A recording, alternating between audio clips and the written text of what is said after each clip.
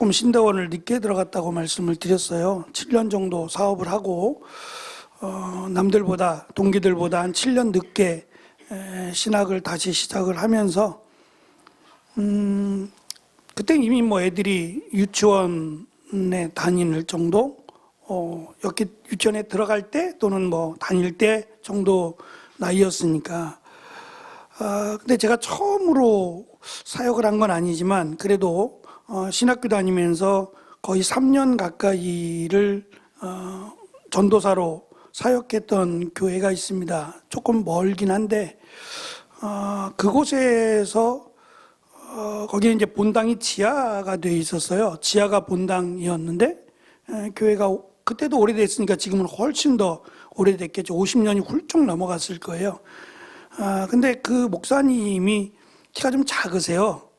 작고 목소리는 또 막 우렁차시고 그런데 그 목사님이 이렇게 말씀을 읽고 꼭 끝에 맨 끝에 성경 말씀을 읽고 꼭 끝에 한마디를 이렇게 딱 하시는데 이 말씀은 하나님의 말씀입니다 라고 하는 말씀을 꼭 마지막에 성경을 봉독하고 나서 끝부분에서 한 번 더 이 말씀은 하나님의 말씀입니다 라고 전해주세요.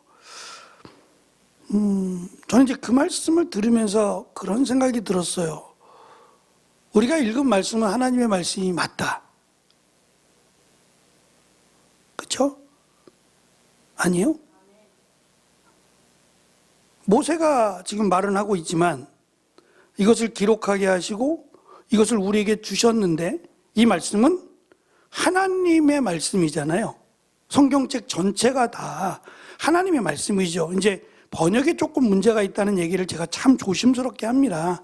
원본은 없으니까 그 번역 자체도 계속 우리가 꾸준하게 노력해서 더 하나님 말씀에 가깝도록 해야 될 것도 사실은 목회자나 성경을 연구하는 사람들의 책임이라고 생각해요. 그렇지만 그렇더라도 완벽하게 하나님의 말씀을 우리가 번역하지 못할지라도 그것은 아쉬움으로 남고 이 말씀, 성경 말씀은 분명 하나님의 말씀이에요. 하지만 그 하나님의 말씀인데 그 말씀을 전하는 과정에서 목사가 하나님의 말씀을 전하는 과정에서 하나님의 말씀이 말씀을 되게 해야 하는 책임과 의무가 있다는 걸 제가 그 말씀이 늘 그러시니까 언제든지 예배 때 설교하시기 전에 성경 봉독을 하고 맨 끝에 늘 이 말씀은 하나님의 말씀입니다 라고 꼭 그렇게 한마디 하시니까 기억이 남죠. 말씀 맞는 말씀이고. 그런데 그 말씀은 하나님의 말씀인데 전하는 말씀은 하나님의 말씀이 되어야 되는 거죠. 거기에 대해서는 저도 마찬가지겠습니다만 늘 아쉬움도 남기고 제가 이제 부족함을 느낄 때면 한 번 더 여유가 되면 성도들하고 한 번 더 말씀을 나눠야겠다라고 하는 다짐도 있어요. 다시 해야겠다라고 하는 마음의 다짐도 있고 부족했다라고 하는 생각도 갖고 있습니다. 저만 그런 것이 아니라 많은 목회자들이 그럴 거예요. 최선을 다해서 말씀을 준비한다고는 하지만 내 역량의 부족함, 이제 그런 부분들이 하나님 앞에 죄송하죠. 분명히 저는 이 말씀, 우리가 읽은 말씀은 하나님의 말씀이라고 생각하고 여러분도 아멘 하셨어요. 그렇다면 지금 창세기부터 하나님이 천지를 창조하셨다라고 하는 내용부터 시작해서 적어도 모세오경이라고 하는 창세기, 출애굽기, 레위기, 민수기, 신명기 이 5권이 지금 역사서의 초입인 여호수아서도 마찬가지예요. 하나님이 약속하신 창세기에서부터 아브라함에게서부터 약속하신 약속의 땅에 대한 부분이에요. 그리고 그 땅을 차지하기까지 40년이 돼버린 거예요. 원래는 2주면 들어간다고 했잖아요. 그러면 이스라엘의 역사가 어떻게 변했을지는 아무도 모르는 거예요. 그런데 하나님의 마음이 변한 게 아니라 이스라엘 백성들이 하나님을 하나님으로 믿지 못하고 결국은 하나님을 불신함으로 40년이라는 기간 동안 광야에서 보내야 했어요. 그 내용이 창세기를 제외하고라도 출애굽기부터 시작해서 출애굽기, 레위기, 민수기, 신명기 또는 여호수아까지라고 한번 생각해 보세요. 이것이 왜 이렇게 중요하냐는 거예요. 예? 제가 지금 말씀드렸잖아요. 이 말씀이 하나님의 말씀이라면, 예? 바울 서신이 13권이에요. 12권입니다. 바울 서신이라고 설명할 수 있는 목회 서신이 됐던 사도 바울이 보낸 편지, 전에는 히브리서까지 포함을 했다가 지금은 히브리서는 아니다라고 대부분의 학자들이 주장을 해요. 그래서 바울 서신은 12권입니다. 모세오경보다 훨씬 많죠. 권수로 따지면 편지긴 하지만 12권이나 되는데 이 12권을 다 합해도 창세기 출애굽기보다 작아요. 분량으로 따지면 창세기 출애굽기, 창세기가 50장이잖아요. 창세기 출애굽기를 합친 것보다 많지 않을 거예요. 그런데 거기다가 레위기까지, 민수기, 신명기까지 합하면, 그러니까 무게를 따지면, 그 내용의 양을 따지면 바울 서신보다 오히려 모세오경이 훨씬 더 중요한 것처럼 생각할 수 있단 말이에요. 근데 이것을 탁탁 털어서 정말 중요한 게 뭐지? 라고 살펴보면 약속의 땅 하나라고요. 창세기에 약속하고 출애굽기부터 그 땅을 차지하기 위해서 나아가다가 40년을 돌다가 그 과정 가운데 하나님이 율법도 주시고 너희는 이러한 백성이 되라 라고 정착하게 되면 이렇게 해야 된다라는 말씀, 레위기. 그 다음에 민수기 우리가 살펴본 것처럼 이스라엘 백성들이 이동 가운데 일어났던 일들, 이스라엘 백성들의 숫자에 대한 이야기들, 그리고 지금 신명기서도 역시 돌아보는 거 아니에요.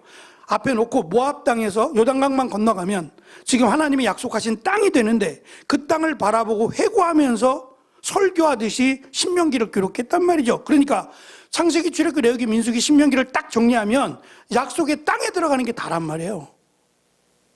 근데 뭐가 그렇게 중요하길래 이게 약속의 땅에 들어가는 것, 강원도 땅밖에 안 된다니까요. 그러니까 이스라엘만이 아니라 마치 세계를 정복했다 그러면 또 달라요.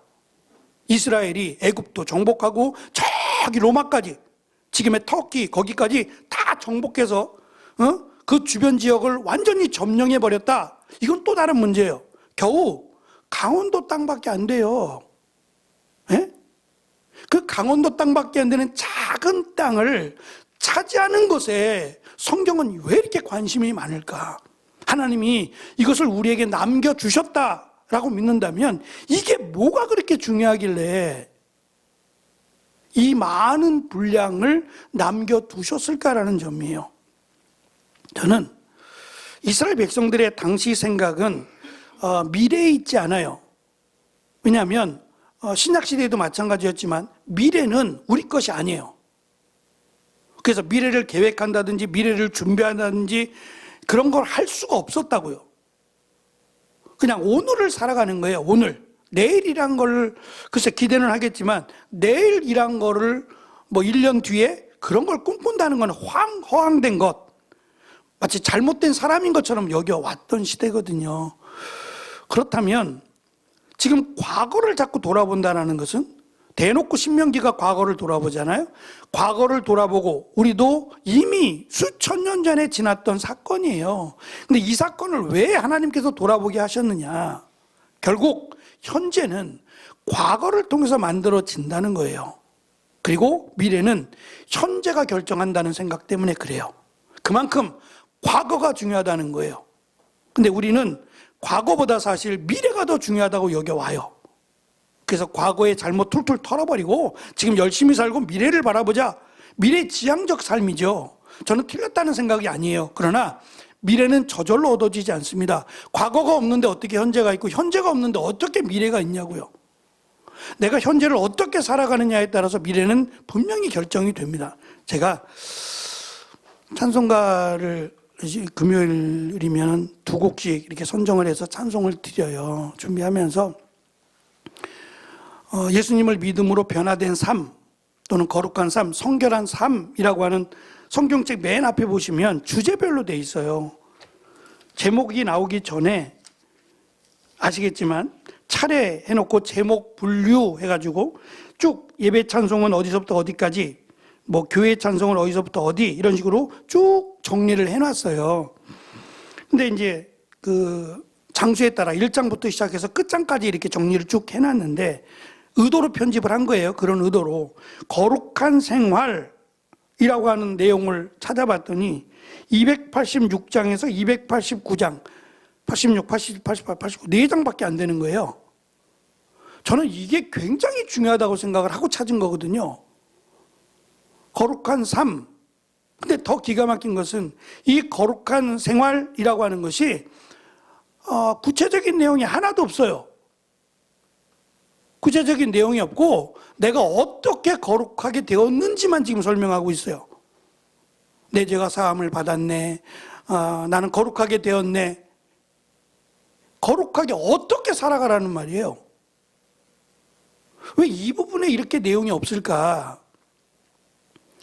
어쩌면 이게 더 중요하지 않아요? 저는 예수 그리스도를 믿는 것 굉장히 중요한 일이에요. 근데 문제는 믿었다면 그 믿음에 합당한 삶이 없는데 어떻게 믿음이 되냔 말이에요.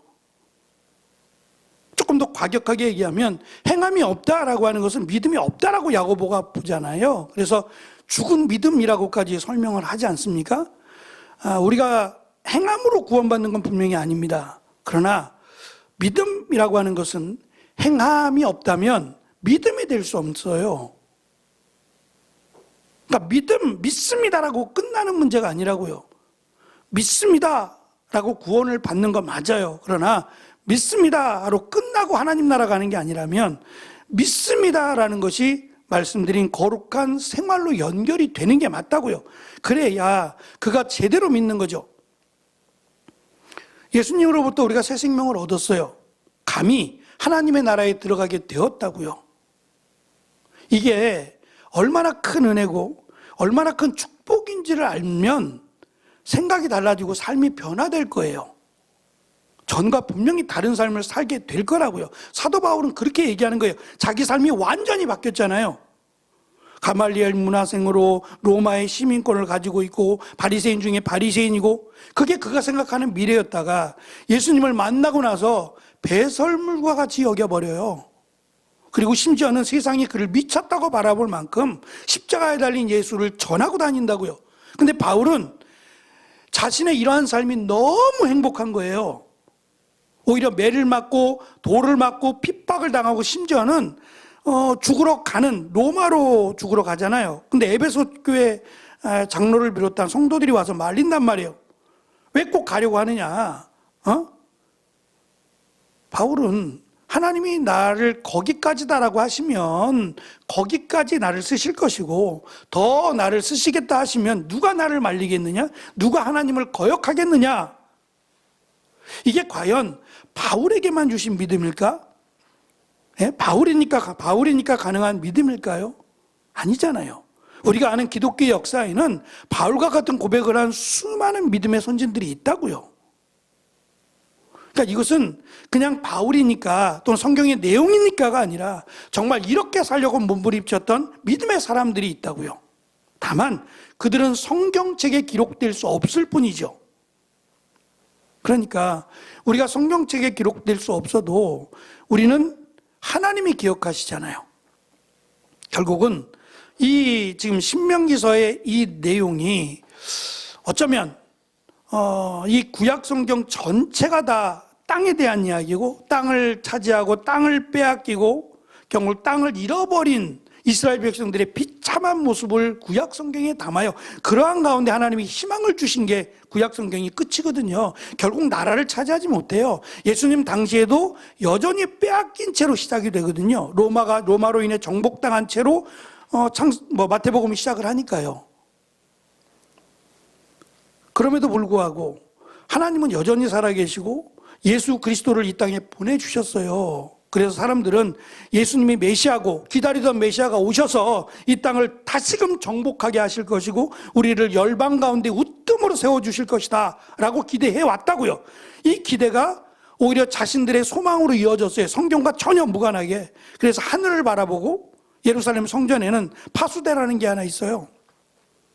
그 이단들이 얘기하는 파수대가 거기서 나오는 건데, 예루살렘 성전 그 꼭대기 쪽에 이렇게 경비를 쓰는 적들이 오늘 걸 올 수 있으니까 경비를 쓰는 그 초소들이 있는데 그 가운데 가장 높은 초소가 하나 또 있어요.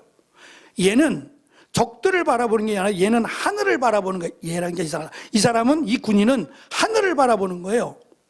뭐하러 하늘을 바라보냐, 비가 오나 눈이 오나 그런 얘기가 아니라 메시아를 바라보는 거예요. 하늘이 열리고 하늘로부터 메시아가 올 거를 생각하는 거예요. 이게 그들의 바람이었다고요. 그러니까 그들이 하늘로부터 자꾸 표적을 보여달라 그러는 이유가 예수님의 메시아가 맞나를 자꾸 확인하려고 하는 거예요.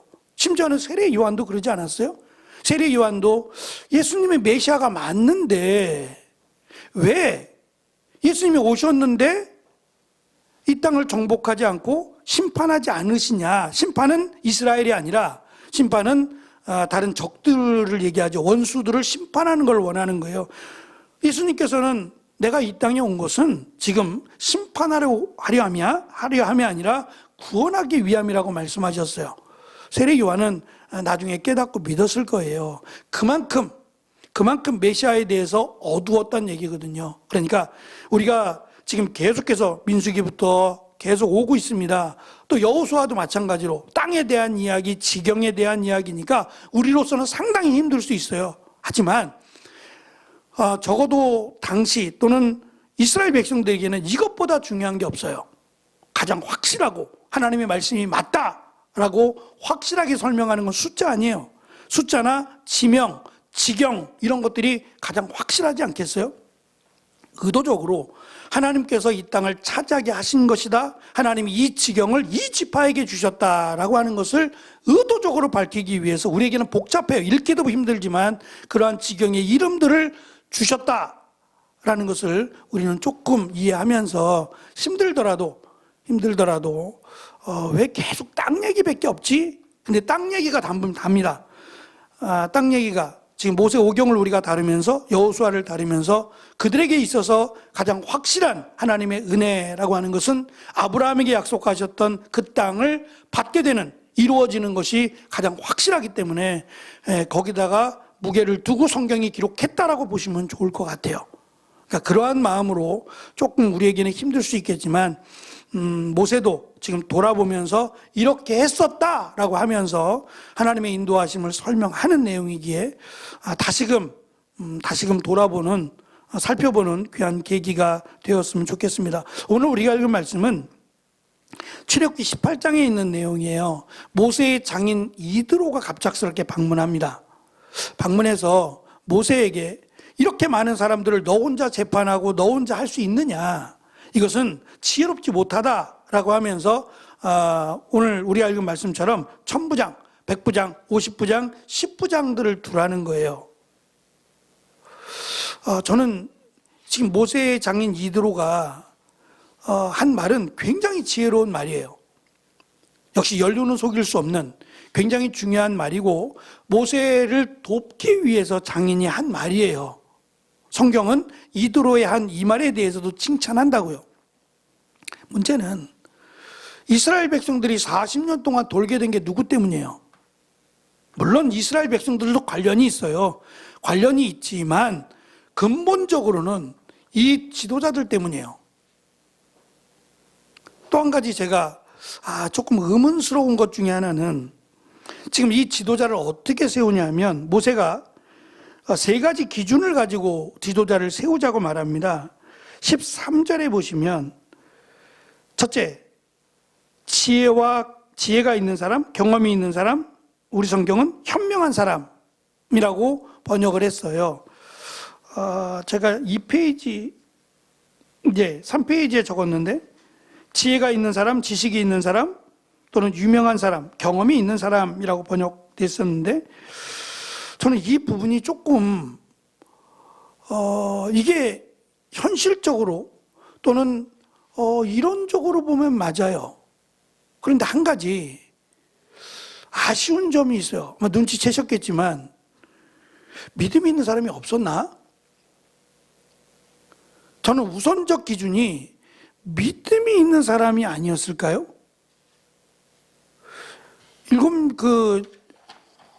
가룟 유다가 죽고 나서 집사를 세울 때, 아직 우리가 거기까지 나가지 않았습니다만, 마띠아를 뽑을 때도 보면 성령이 충만한 사람을 언급을 하고요.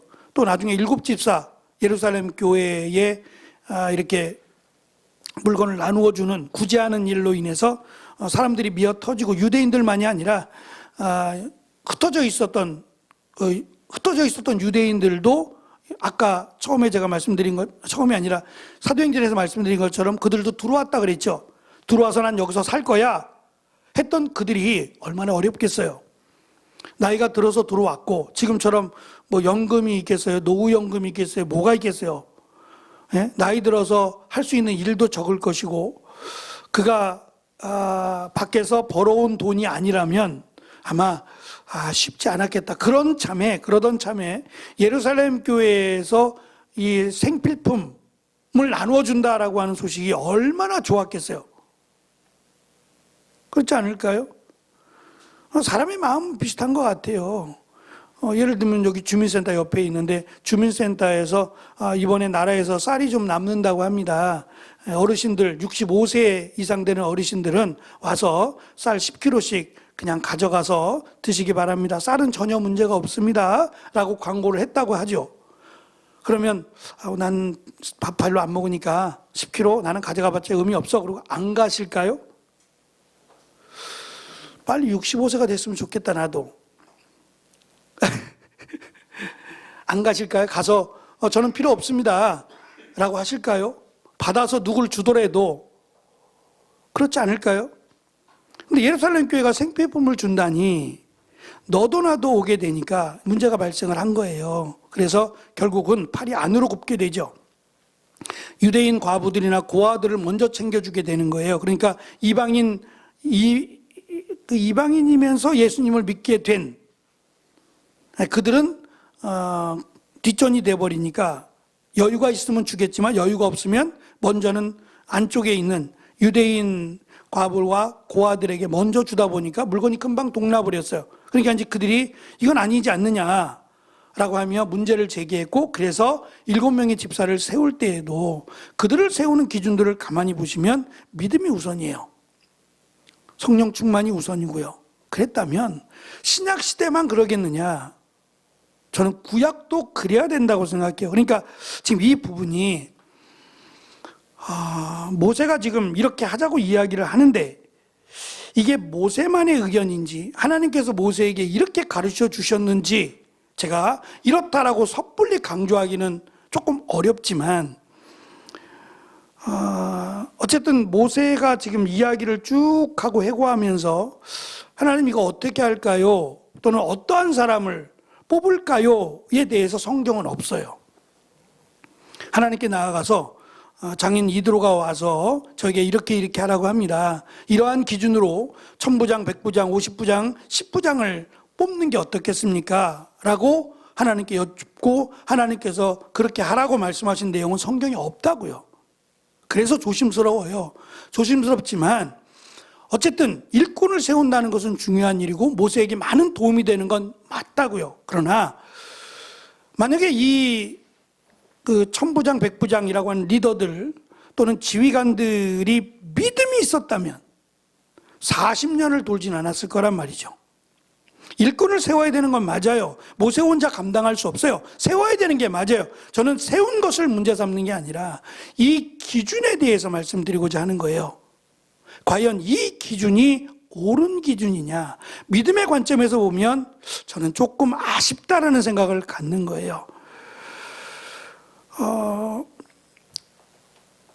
이번에 이제 임시노회가 열렸고, 저는 이제 임시노회는 참석을 못했어요. 못했는데 그 안건이 여러 가지가 있는데 그 중에 하나의 안건이 제가 이름만 대면 알 수 있을 것 같아서, 어느 교회인데 그 교회가 좀 커요. 규모가 있고 역사와 전통이 있는 교회입니다. 이 목사님은 지금 60대 초반이시고요. 열심히 일하실 텐데 이번에 이제 문제가 터져서 일단 노회에서 이걸 어떻게 처리할 거냐 해서 지금 진행하고 있고, 아마 이번 봄노회 때 아마 어느 정도 결정이 되지 않겠는가. 그런데 이게 쉽지만 않은 것이 이미 법원 쪽에도 고소고발이 들어갔어요. 근데 이 노예의 결정이 일단 법원에서도 노예의 결정이 많은 비중을 차지해요. 교회법이 우선이 되니까요. 그래서 이 부분을 좀 신중히 하자고 하는 건데 내용이 뭐냐면 어느 집사님이 나이 많은 집사님이 돌아가시면서 자신의 땅을 자신이 갖고 있던 땅을 교회에다 기증하고 돌아가셨어요. 그것이 조금 됐어요. 한 10년 전쯤 그러신 것 같아요. 근데 문제는 그분은 정말 선한 의도로 자신의 마지막 살아왔던 삶에 감사하고 또 자신이 갖고 있는 재산이라고 하는 이 땅을 교회가 하나님의 영광을 위해서 잘 써주기를 바라는 마음으로 헌물로 드린 거예요. 그래서 교회가 이 부분을 고민하고 또 고민하다가 요양원을 교회가 좀 크고 어르신들이 점점 많잖아요. 그러니까 요양원을 지읍시다 라고 하면서 이게 이제 공식적으로 공포가 되고 뭐 공동의회를 했다고는 하는데 정식적으로 공포가 되고 교회에서 논의가 되고 한 것이 아니라 몇몇 사람들이 이렇게 해가지고 일이 처리가 되면서 왜 그렇게 하셨는지 모르겠지만 명의를 사모님 명의로 하게 됐어요. 그러니까 서로 이제 얘기하면 이쪽 말이 맞고 이쪽 말이 맞고 다 맞는 얘기들인데 제가 들으면서 그런 얘기예요. 부끄럽다. 드린 분에게 너무 부끄럽다. 그러면 누가 드리려고 그러겠어요? 그러지 않을까요? 과거에는 교회가 제가 한국교회 역사를 살펴보면서 한국교회 역사의 대부분은요 성도들이 자기의 집을 들여서 교회가 세워져요. 건축원금을 내서 교회가 세워지는 일은 거의 없어요. 얼마 안 되거든요. 우리가 살아가기도 버거운데 건축원금을 1,000만 원, 2,000만 원, 3,000만 원씩 할 수 있겠냔 말이에요. 예? 그것도 무리거든요. 그렇게 하라는 것도 무리거니와. 그래서 조금씩 이제 건축원금을 해 나가는데 교회가 도움이 되죠. 하지만 일단 그 마중물이라고 하는 첫삽은 대부분 자신의 집이나 자신의 땅을 교회에 드림으로 시작된 교회가 대부분이에요. 근데 어느 순간부터 기독교인들, 뭐 권사님이 됐던 장로님이 됐던 집사님이 됐던 기독교인들이 자신의 가지고 있던 이 재산을 교회가 아니라 학교나 병원이나 이런 공공기관 쪽에다가 바치기 시작했어요. 왜 그럴까를 생각해 봤어요. 왜 그럴까? 잘못됐다고 얘기하는 게 아니라 왜 그럴까? 왜 이게 달라졌을까를 생각해 보면 그 중심에는 교회가 이분들이 정말 생명처럼 아끼던 걸 드린 건데 그것을 통해서 교회가 건강하게 세워지는 것이 아니라 재물이 싸움이 되어버리고 오히려 교회가 교회되지 못하게 만든다라고 하는 결정 때문에 그렇다는 거예요. 그래서 저는 이 부분이 충분히 기도하고 충분히 의논하고 또 함께 해야 된다라는 생각을 해요. 누구 한 사람의 결정이나 누구 한 사람의 의견으로 결정할 일이 아니라 충분히 필요성을 이야기하고 함께 기도하면서 이 부분이 정말 하나님께 영광이 되기 위해서 정말 노력하지 않으면 오히려 그것 때문에 이 목사님은 이제 그만하실 수도 있게 되는 거예요. 그래서 오히려 교회를 위해서 드린 헌금인데 이것이 오히려 교회를 어렵게 만들고 성도들을 교회에서 떠나가게 만드는 너무 안타까운 일이 되어버리고 말았다라는 생각을 갖습니다. 하여튼 좋게 잘 지혜롭게 결정이 되었으면 하는 마음입니다. 4페이지를 잠깐 보시면 말씀드린 지혜가 있고 지식이 있고 경험이 많은 사람들을 중심으로 1000부장, 100부장, 50부장, 10부장 1000부장은 1000명, 100부장은 100명, 50부장은 50명, 10부장은 10명이라고 생각할 수 있는데 명칭만 이럴 뿐이지 실제는 그게 다 채워지지 않아요. 그러니까 신약시대에도 100부장에 대한 이야기가 곧잘 나오죠. 이 100부장은 로마의 특수부대예요.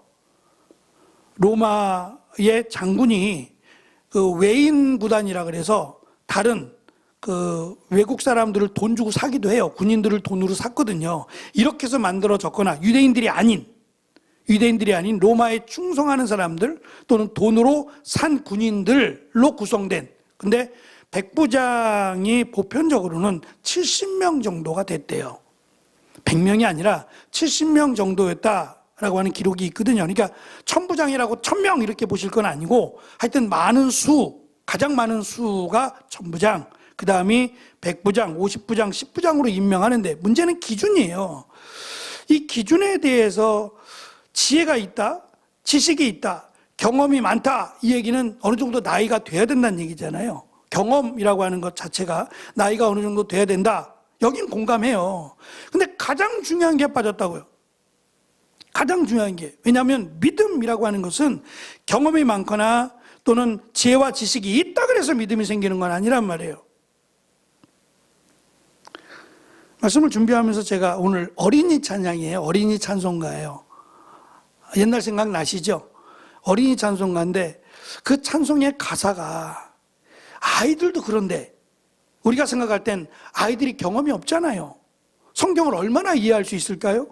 그렇게 생각한단 말이에요. 아이들이라고 하면 성경을 얼마나 알까? 경험이 얼마나 있다고 신앙생활을 얼마나 했길래 너희들이 뭘 알아? 라고 할 수 있단 말이죠. 근데 아이들은 안다는 거예요. 안다는 거예요. 하나님을 알고 하나님을 믿는다고 말하는 거예요.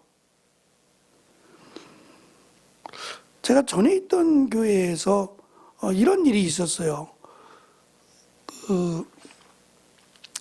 청소년이라고 하면 그렇고 유초등부 이제 고학년들을 중심으로 캠프를 비슷하게 이렇게 진행을 하다가 여러 가지 다양한 프로그램들이 있었어요. 꽤 좋은 프로그램들을 구성하고 다 했는데 그래도 교회니까 신앙 프로그램이 하나 있어야겠다라고 해가지고 부흥회 비슷하게 저녁 타임이 부흥회 비슷하게 이렇게 만들어져 있고 외부 강사를 불러서 이걸 진행했어요. 저는 이제 거기를 참석할 수는 없었고 영상도 있고 나중에 이제 이야기들을 평가회 같은 걸 하니까 평가회 하면서 들어봤어요. 그러면서 느낀 것이 아이들의 믿음을 우리가 너무 무시하고 있는 거 아닌가? 오히려 어른들보다 아이들의 믿음이 더 좋을 수 있는데 하나님이 보실 때에는 아이들의 믿음이 우리보다 어른들보다 훨씬 더 좋을 수 있는데 왜 우리들은 그것을 아이들이니까 라고 생각을 할까? 마찬가지로 정말 아쉬웠어요. 지식이 있고 지혜가 있다. 중요하죠. 근데 이 지식과 지혜가 하나님을 아는 지혜라고 그렇게 말하면 또 할 말은 없어요. 할 말은 없지만 하나님을 믿는, 하나님을 온전히 믿는 이 기준이 하나 들어갔으면 얼마나 좋았을까? 그러면 이스라엘의 역사에 40년이 아니라 그 40년이 분명히 달라졌을 텐데 라고 하는 생각을 했어요. 이것은 비단 이스라엘 백성들의 출애굽 여정 가운데 지금 지도자를 세우는 모습인데 이제 들어가기 전에 마지막 이 과정이에요. 들어가기 전에 지금 이 내용을 하고 들어간단 말이죠. 그만큼 이것이 중요했다고 모세는 보는 거예요. 모세는 이들을 세운 것 이게 먼저고 그 다음에 이제 시간이 많이 남았단 말이에요. 이스라엘 역사를 놓고 보면 이 지도자를 세우고 바로 들어가는 게 아니에요. 그러니까 40년이 끝나고 지도자를 세운 게 아니라고요.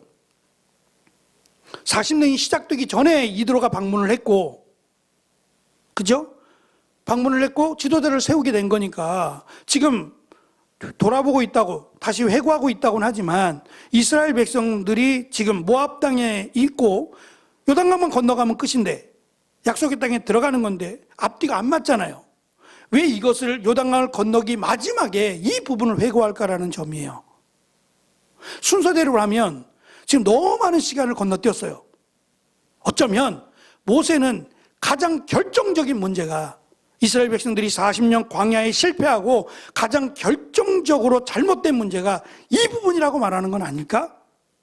만약에 이들을 정말 믿음의 사람들로 세웠더라면 이스라엘 백성들은 이제 그 다음 내용이 가데스 바네아가 나오거든요.